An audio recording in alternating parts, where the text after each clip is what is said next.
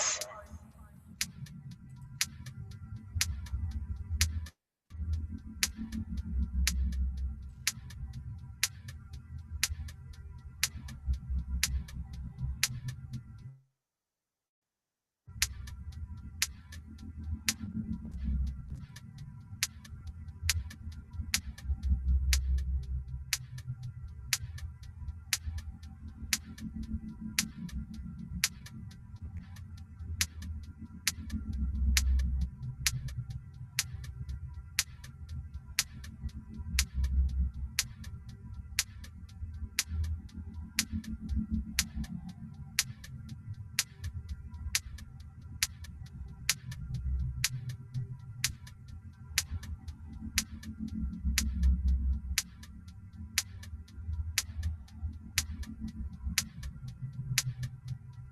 T minus 4 minutes.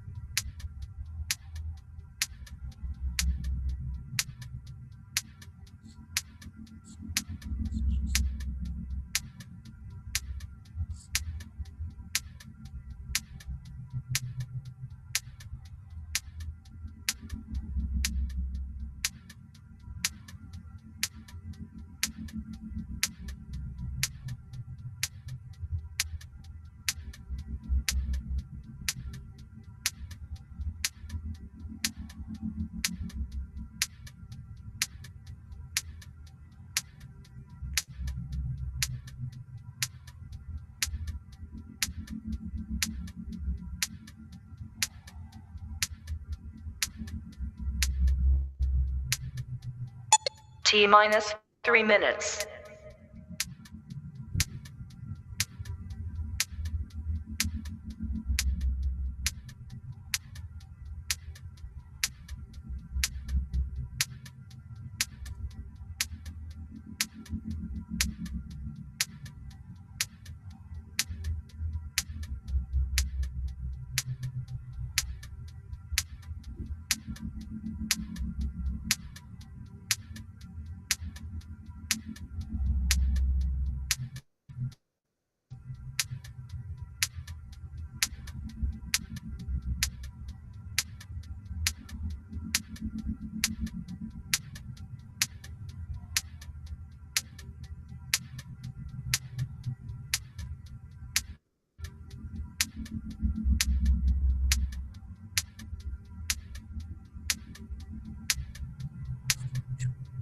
T minus 2 minutes.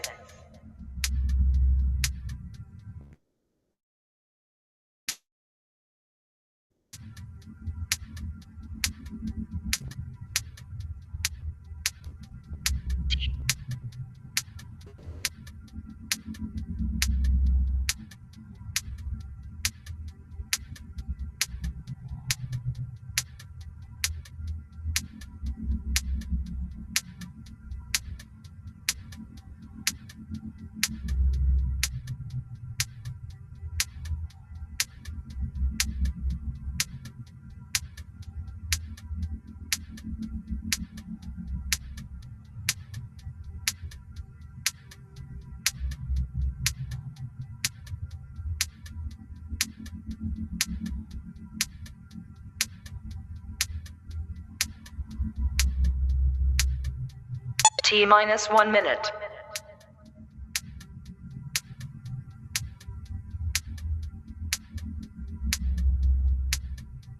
T minus 50 seconds.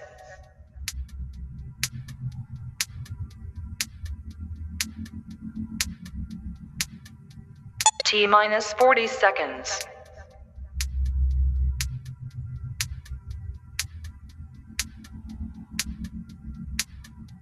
T minus 30 seconds.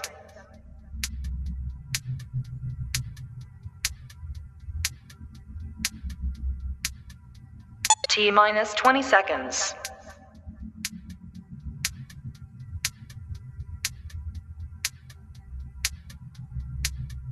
Ten, 9, 8, 7, 6, 5, 4, 3, 2, 1, 0. All right, folks. This is Kenny with Just the Right Angle coming at you live with an update on the big fight regarding data centers, mainly focusing on the ones here in Arkansas. This is a video by a guy, Derek Evans. I'm not sure who he is or if he's running for office or not, but he did this video about the data center in Conway. The developer is Forge Light Ventures on behalf of a secret 100 company. So part of this video is going to be just trying to find out some of the people that I know are responsible in one way or another for us ending up with these scam data centers. And these are scams, by the way. This was done in the same way that we were promised LM Wind Power, which was supposed to be a wind turbine factory in Little Rock.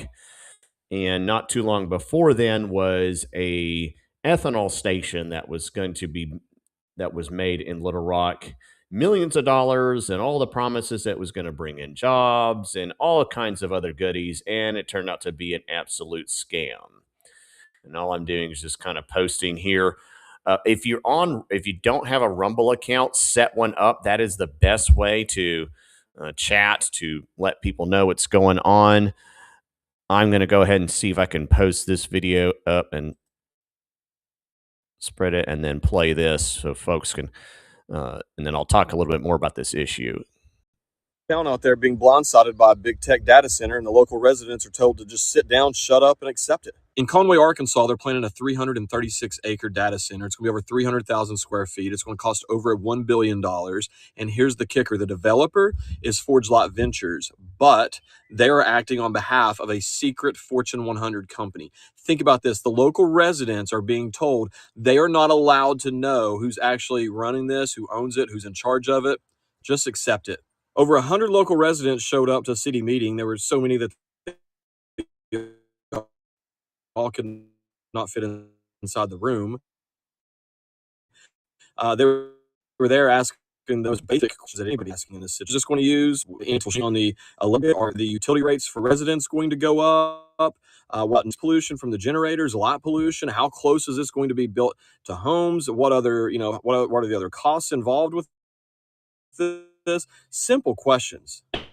And guess what? The taxpayers are going to be the ones footing the bill for the infrastructure upgrades. Big tech is going to sit around and rake in the profits while the locals are the ones stuck with dealing with all the consequences of having that in their community. Same thing we're seeing all across the country. Backroom deals, non-disclosure agreements, sit down, shut up, don't ask questions, that sort of thing. Enough with all this secrecy, enough with the government-enabled overreach that's impacting American citizens all across this country. We, the people, have a right to ask questions. We, the people, have a right to demand that we know what's going on before something can potentially and impact it for forever. I mean, am I wrong on this? What do you guys think? I mean, surely to goodness we should have a right to ask questions and have an opinion about something that maybe our community to impact it for forever. What do you guys think? Well, no, you don't have the right to ask questions because they're already done deals. They have already gone through all the procedures that most mom and pop stores would have to go through for years to get what they needed. Certainly, if you were trying to do something like an oil refinery or, drill baby drill or something that would actually be useful, you would be in litigation for 15, 20 years. But if you're a globalist pushing for something that's going to actually drain energy, like Max Schreck from Batman 2, some kind of evil scheme to do that, then you're fast-tracked through. And people's farmland a lot of people across the nation are having their farms taken away. They're having their health is being affected. I posted a video before. You've seen the previous videos before. I've talked about how the water is being used up. And lots of other harm is being caused by these data centers. Again, is it possible that data centers could be used for good? Yes. just like solar panels, just like other green energy projects, if done on a smaller scale, at least you can be. You can go buy solar panels for your house, and if it's not a scam industry, a lot of them are, but there's some that are probably not scams, and you don't have to build an infrastructure, and you're responsible for your own solar panels. You can cover them up when the hailstorm comes up, and you properly dispose of them. There's accountability because it's your stuff. Then yeah, they can be beneficial. But when it's a plan done behind closed doors, and we don't know who actually is held accountable, then that's where it starts to have problems, and that's what we're having now. And again, if you look up the story, LM Wind Power, I did a previous video on it. It was where millions of dollars were poured in to the city, to the county, to the state. It's actually not too far from where they're building the current data center. And it's been shut down for now 6 years. It has been out of commission. It's been 6 years since that thing was supposed to promise up to 1,000 jobs and millions of dollars, and it's gone. So anyway, who is responsible for this fraud? Who is responsible for this kind of damage that's being done to the state and to the city and the county? This is an article I saw from Brian Norris. This is a response to what happened with Thomas Massie. Thomas Massie was in a primary. He lost in Kentucky. They spent $32 million, they being Donald Trump and a lot of the powers that be that did not like Thomas Massie. 15 million of it came from a single pro-Israel network and its allies, because Massie would not vote to send American dollars to fund foreign wars. And you can see some of that. And you can say, Thomas Massie did some things that maybe some people disagreed with. That's a whole nother ball game. As far as I can tell, he wasn't part of the data center stuff. But the reason why I brought this article up is the same machine operates in Arkansas, smaller scale, same playbook, different floor. Brian Norris was a candidate for Secretary of State in the Republican primary. During that primary election was March 3rd, and then there was a runoff March 31st. In that runoff, Brian Norris was defeated by Kim Hammer, but it took a lot of money to do that. And the reason why I like this article by Brian Norris is that he goes into some of the details, and this is what I'm talking about. Arkansas conservatives spent $415,000, and it was actually funded by a group called New Generation Incorporated, a dark money entity with 0 employees, named after the theme of Sarah Sanders' own inauguration, registered at the very same Little Rock address as the law firm of Kevin Crass, the governor's personal attorney since 1997, and the man she made executive director of the transition team. So this is a name you need to know, Kevin Crass. And I'm going to copy it and paste him in the chat so that y'all remember him. And there's probably other details I could look on him up, but this is, for all intents and purposes, the people I'm going to name in this article run the Republican Party of Arkansas. And they are a large reason why the Republican Party of Arkansas went along with this globalist data center garbage. The vice chair of New Generation is John L. Caldwell. There's another person whose name we need to remember. And again, I'm copying and pasting this into the chat.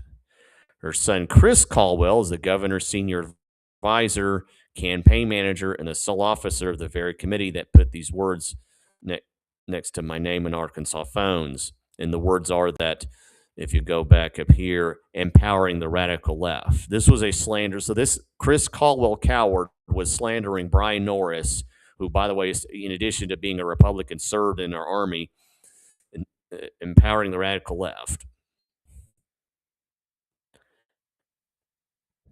And if you've seen my channel, you know I've talked about these type of people before. So I'm just more or less articulating the people who, again, are in charge of the Republican Party. $300,000 television buy was placed by Medium Buying LLC, the firm that places the governor's own ads. 2 years earlier, Huck PAC, the federal PAC named for the governor's father, contributed $25,000 to another committee run by Chris Caldwell. Again, these are little details that your TV media will not tell you about. It circles through address. State Senator Brian King. Now, this is a good guy. He stood against the governor on the Franklin County Prison. He was outspent 15-1 by mailers showing Chinese flags and Max faces paid for by a ghost group that doesn't even exist on paper and public record. Now, he managed to win his primary 60-41 because people who actually live in his district could tell the difference between the man on the mailer and the man on the diner counter.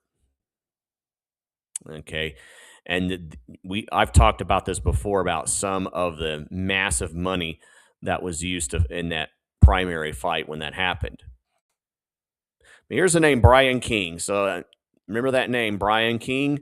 I'm going to show you another story, and it does concern data centers, and see if you recognize the name here. Today, a failed attempt to reshape the state regulations when it comes to those huge AI data centers. THV 11's Catherine Rowley explains where that leaves consumers and neighbors like you.